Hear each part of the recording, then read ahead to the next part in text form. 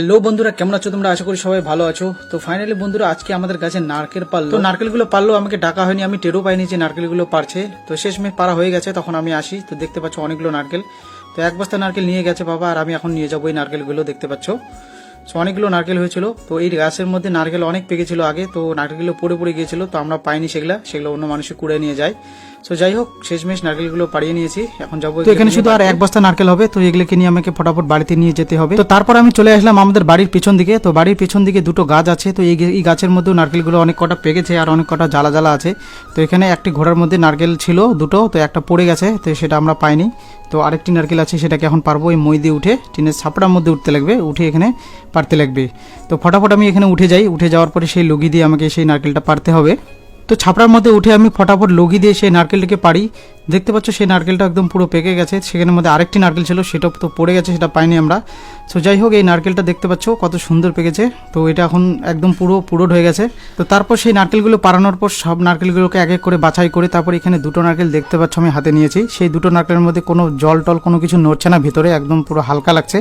তো তাই জন্য আমি এই সারা দেখতে পাচ্ছ এই সন্নাটা দিয়ে কাটছি। তো এটা বিশেষ করে আমি নারকেল ছোলার জন্য বানিয়ে নেওয়া হয়েছিল। তো দেখতে পাচ্ছ কত সুন্দর, মিনিটের মধ্যে একটি নারকেল একদম ছোলা হয়ে যাচ্ছে। সো সেটাকে ফাটাই দেখবো তার মধ্যে কিছু আছে কিনা। তো ফাইনালি সেটার মধ্যে এখন দেখতে পাচ্ছ কোনো কিছু নেই, একদম পুরো ফাঁকা। তো যাই হোক, এখন দ্বিতীয় নারকেলটি আছে, সেটাকেও এখন কাটবো, সেটাকেও দেখবো যে সেটার মধ্যে কিছু আছে কিনা, কারণ সেটাও একদম পুরো হালকা লাগছে, হয়তো জল টল সব বেড়ে গেছে, মনে তো হচ্ছে এটাতেও কিছু নেই, হতে পারে। যেটা ভাবলাম সেটাই হয়েছে বন্ধুরা। দেখতে পাচ্ছ এই নারকেলটার মধ্যে একদম পুরো ফাঁকা, কিচ্ছু নেই, একদম সব পড়ে গেছে। যেহেতু দুটো নারকেল কাটে কিছু পেলাম না, তো শেষমেশ একটা ভালো একটা জ্বালা দেখে নারকেল নিলাম। তো দেখবো এটার মধ্যে এখন আছে কিনা। তো এটার মধ্যে পুরো ফুলফাল জল বোঝা যাচ্ছিল, তো তাই জন্য এটাকে ফটাফট কেটে ফেলি। তো কাটার পরে সেই নারকেলটার মধ্যে আছে কিনা সেটা দেখতে পাবা তোমরা। তো তোমরা যদি ফটাফট এইভাবে নারকেল ছুলতে চাও, তো তোমরাও এরকম করে একটা পুরো সন্না নিতে পারো বানাই। তো দেখতে পাচ্ছ আমার নারকেলগুলো পুরো কমপ্লিট হয়ে গেছে, একদম পুরো ফ্রেশ দেখতে পাচ্ছ।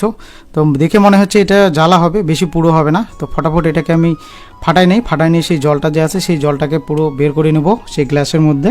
তো এই নারকেলের জলটা আমি খেতে পারবো না। তো ছোটোবেলা থেকে শুনে এসেছি যে নারকেলের জল ছেলেরা খেতে হয় না, জানি না কি হয়, তোমরা অবশ্যই বুঝে নিও সেটা। সো সেই জলটা আমি খাবো না, সেই জলটা অন্য কেউ খাবে। তো দেখতে পাচ্ছ পুরো নারকেলটা একদম পুরো সাদা সাদা, ভিতর দিকে একদম ফ্রেশ। তো সেই নারকেলটা পুরো একদম জ্বালা, এটা এখনও পুরো হয়নি। তো যেই হোক, তো এই জলটা যে আছে সেই জলটাকে আমি আমার গিন্নিকে দিয়ে দেবো, সেই জলটা সে খাবে। যেহেতু আমরা ছেলেরা সেই জলটা খেতে পারবো না। তো ঠিক আছে বন্ধুরা, আজকের জন্য এইটুকুই। তো তোমাদের যদি ব্লগটা ভালো লেগে থাকে তাহলে অবশ্যই একটি লাইক করে দিও, আর এরকম ব্লগ দেখার জন্য আমাকে অবশ্যই ফলো করে রাখো। তো ঠিক আছে, দেখা হচ্ছে নেক্সট ব্লগে, টাটা।